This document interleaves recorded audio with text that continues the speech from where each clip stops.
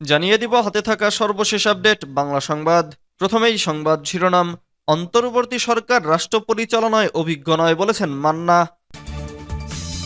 এরপর জানিয়ে দিব শিগগিরই রোডম্যাপ, দ্রুত নির্বাচিত সরকারের কাছে ক্ষমতা হস্তান্তর বলেছেন পররাষ্ট্র উপদেষ্টা। এদিকে যতই চেষ্টা করুক -2 ফর্মুলা অকার্যকর বলেছেন মির্জা আব্বাস। আরও জানিয়ে দিব বিএনপির বিরুদ্ধে গভীর ষড়যন্ত্র চলছে বলেছেন রিজভী। সর্বশেষ জানিয়ে দিব সময় বলে দেবে আওয়ামী লীগ নির্বাচন করতে পারবে কিনা বলেছেন সিইসি। এতক্ষণ শুনছিলেন সংবাদ শিরোনাম, এবারে বিস্তারিত। তবে অনুরোধ থাকবে ভিডিওটিতে একটি লাইক করবেন এবং কমেন্ট করে জানিয়ে দিবেন কোন জেলা থেকে আপনি আমাদের এই ভিডিওটি দেখছেন। অন্তর্বর্তী সরকার রাষ্ট্র পরিচালনায় অভিজ্ঞ নয় বলেছেন মান্না। নাগরিক ঐক্যের সভাপতি মাহমুদুর রহমান মান্না বলেছেন, দেশকে সামনের দিকে এগিয়ে নিয়ে যাওয়ার দায়িত্ব এখন অন্তর্বর্তীকালীন সরকারের। যেহেতু তারা ক্ষমতায়, তবে তারা অভিজ্ঞ নয়, এটা তাদের বুঝতে হবে। শনিবার 11 জানুয়ারি সকালে রাজধানীর ঐতিহাসিক সোহরাওয়ার্দী উদ্যানে আমার বাংলাদেশ পার্টির প্রথম জাতীয় সম্মেলনে আমন্ত্রিত অতিথির বক্তব্যে এসব কথা বলেন তিনি বলেন, একটা বিরাট পরিবর্তন এসেছে, দেশটা বদলাতে শুরু করেছে। আমরা সবাই মিলে দেশটাকে বদলাতে চাই। রাজনীতিতে ভুল হলে অনেক সম্ভাবনার মৃত্যু হয়।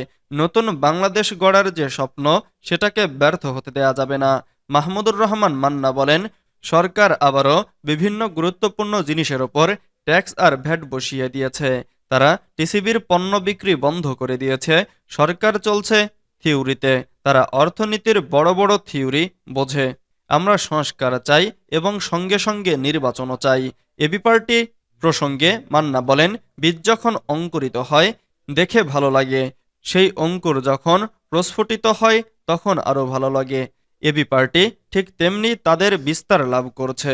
আগামীতে দেশের রাজনীতিতে গুণগত পরিবর্তন করতে এবি পার্টি অগ্রণী ভূমিকা রাখতে পারবে বলে বিশ্বাস করি।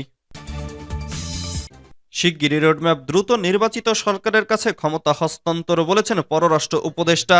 রাজনৈতিক পরিস্থিতি নিয়ে একটা অনিশ্চয়তা চলে আসছে। শিগগিরই একটা রোডম্যাপ আসবে।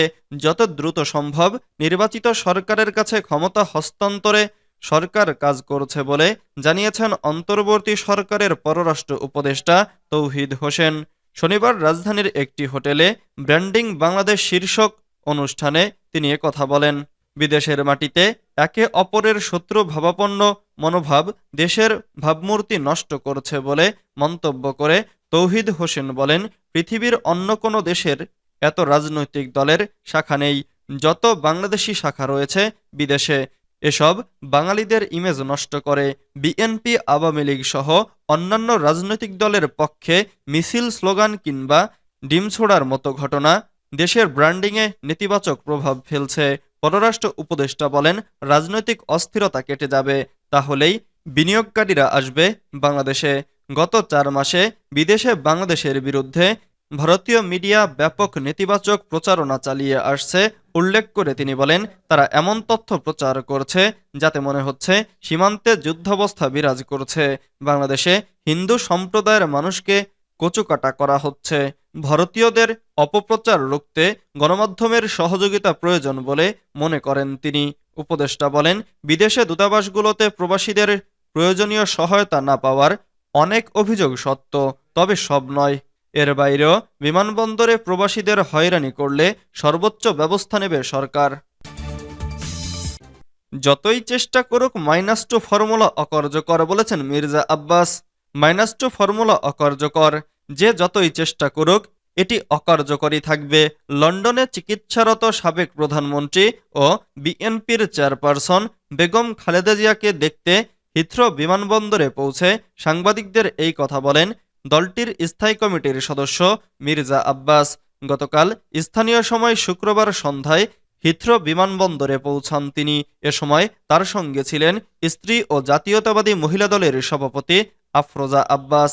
বিমানবন্দরে যুক্তরাজ্য বিএনপির সভাপতি এম এ মালিক ও সাধারণ সম্পাদক কাইসার এম আহমেদ তাকে ফুল দিয়ে শুভেচ্ছা জানান। এ সময় যুক্তরাজ্য বিএনপির সকল পর্যায়ের নেতাকর্মীরা সেখানে উপস্থিত ছিলেন। মির্জা আব্বাস বলেন, ম্যাডাম জিয়া চিকিৎসারত আছেন, তাই তাকে দেখতে এসেছি। এটি আমার দায়িত্ব। লন্ডনে কতদিন থাকবেন এমন প্রশ্নের জবাবে তিনি বলেন, কতদিন থাকব তা বলা মুশকিল। এটি ম্যাডামের চিকিৎসার উপর নির্ভর করবে। বিএনপির বিরুদ্ধে গভীর ষড়যন্ত্র চলছে বলেছেন রিজভী। বিএনপির বিরুদ্ধে একটি গভীর ষড়যন্ত্র চলছে বলে অভিযোগ করেছেন দলটির সিনিয়র যুগ্ম মহাসচিব রুহুল কবির রিজভী। শনিবার 11 জানুয়ারি সকালে রাজধানীর নয়াপল্টনে বিএনপির কেন্দ্রীয় কার্যালয়ে এক সংবাদ সম্মেলনে তিনি এ অভিযোগ করেন। রুহুল কবির রিজভী বলেন, ছাত্র জনতার দুনিয়া কাঁপানো রক্তাক্ত অভ্যুত্থানের মুখে শিশুঘাতী, কিশোরঘাতী, নারীঘাতী, শ্রমিকঘাতী হত্যাকারী শেখ হাসিনা ভারতে পালিয়ে যাওয়ার পর দেশের স্বস্তি শান্তির অভাবনীয় স্বর্ণদ্বার উন্মোচিত হলেও রাষ্ট্র ও সংস্কারের রন্ধ্রে রন্ধ্রে ঘাপটি মেরে বসে থাকা ফ্যাসিবাদের দোসররা সবকিছু লণ্ডভণ্ড করার অপচেষ্টা চালিয়ে যাচ্ছে। তারা নৈরাজ্য সৃষ্টি করে চলেছে ছদ্মবেশে। তাদের পালিয়ে যাওয়া গডমাদার হাসিনাকে ফিরিয়ে আনার জন্য নিরন্তর প্রচেষ্টা চালিয়ে যাচ্ছে। বিগত 16 বছর অবৈধভাবে ক্ষমতায় থাকার কারণে প্রশাসনে ফ্যাসিবাদের দোসরদের শিকড় অনেক গভীর পর্যন্ত গ্রথিত হয়েছে। প্রত্যেকটা সরকারি প্রতিষ্ঠান, অফিস আদালতের নিচের স্তর থেকে একেবারে উপরের স্তর পর্যন্ত ফ্যাসিবাদের দোসর। তারা সুযোগ খুঁজছে সবল মারার। তিনি বলেন, এই দোসররা দিবাস্বপ্ন দেখছে। তাদের প্রভু ভারত সরকার হাসিনাকে আশ্রয় প্রশ্রয় দিয়ে বাতিল হওয়া ভিসার মেয়াদ বাড়িয়ে বাংলাদেশের জনগণের বিরুদ্ধে ষড়যন্ত্র প্রপাগান্ডা করে আবারও কিছু একটা করে ফেলতে পারে। কিন্তু সেই স্বপ্নের গুড়ে বালি, 7 মণ ঘিও পুড়ে যাবে আর রাধাও নাচবে না। সময় বলে দেবে আওয়ামী লীগ নির্বাচন করতে পারবে কিনা বলেছেন সিইসি। প্রধান নির্বাচন কমিশনার এএমএম নাসির উদ্দিন বলেছেন, আওয়ামী লীগ আগামী নির্বাচনে অংশ নিতে পারবে কিনা তা সময় বলে দেবে। সময় আসলে দেখা যাবে কোন কোন দলের নিবন্ধন থাকে। শনিবার 11 জানুয়ারি সকাল 10টায় সিলেট সার্কিট হাউসের সম্মেলন কক্ষে ভোটার হালনাগাদ ও ত্রয়োদশ জাতীয় সংসদ নির্বাচন উপলক্ষে সিলেট জেলার সব নির্বাচন কর্মকর্তার সঙ্গে মতবিনিময় সভা শুরুর আগে সাংবাদিকদের কথা বলেন। তিনি বলেন, সংস্কার কমিশন প্রতিবেদন দেওয়ার পর রাজনৈতিক দলগুলোর নিবন্ধন নিয়ে নতুন পরিকল্পনা করবে ইসি। সেই সঙ্গে ভোটার আইডি কার্ড সংশোধনে আর্থিক দুর্নীতির সঙ্গে বিগত দিনে যারা জড়িত ছিল তাদেরকে আইনের আওতায় নিয়ে আসা হবে। প্রধান নির্বাচন কমিশনার বলেন, স্থানীয় সরকার নির্বাচন নিয়ে কোনো মন্তব্য করব না। অনেকে একদিনে নির্বাচন দেওয়ার পরামর্শ দিয়েছেন, তবে একদিনে নির্বাচন করা কোনোভাবেই সম্ভব না। সিইসি বলেন, প্রধান উপদেষ্টা জাতীয় নির্বাচন নিয়ে যে রোডম্যাপের কথা বলেছেন সেই অনুসারে কাজ করছে নির্বাচন কমিশন। আগামী জাতীয় নির্বাচন ইভিএমের মাধ্যমে হবে না। প্রধান উপদেষ্টার দেওয়া সময় অনুযায়ী নির্বাচন করার জন্য কাজ করছি সিইসি, যা সুনির্দিষ্ট নীতিমালার মধ্য দিয়ে হবে। প্রবাসী ভোটার অন্তর্ভুক্তির বিষয়ে তিনি বলেন, প্রথম বছরেই সবাইকে অন্তর্ভুক্তি করা সম্ভব হবে না, তবে প্রক্রিয়া যেহেতু শুরু হয়েছে সব প্রবাসীকেই পর্যায়ক্রমে ভোটার তালিকায় আনা হবে।